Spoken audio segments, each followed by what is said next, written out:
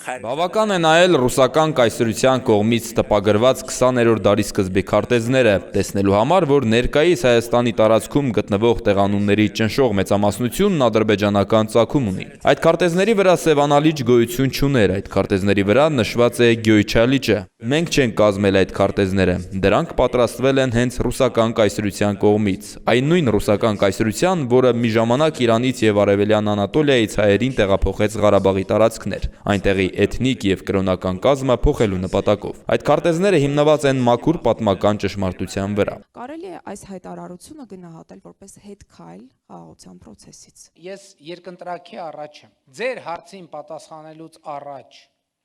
արդյոք ընդգծեմ, որ Ադրբեջանի նախագահի ձեր ասածը չի արտահայտում ամբողջ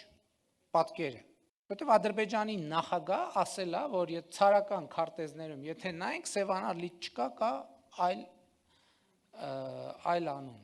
Ինչու է անհարմար իրավիճակ, որովհետեւ հիմա, եթե ես այսպես վարվեմ եւ ասեմ, գիտեք ինչ, Ադրբեջանի նախագահը ոչ թե ասել է, որ Սևանալիճի անունը Գյոյչա է, այլ ասել է, որ եթե նայենք ցարական Ռուսաստանի քարտեզներին, այնտեղ չկա Սևանալիճ, կա դժվար է նրանով, որ ես փոխանակ ձեր հարցին պատասխանեմ, նախ պիտի պարզաբանեմ, թե ինչ ասել Ադրբեջանի նախագահ, բայց իրականում ես մեկնաբանեցի արդեն իմ ելույթում,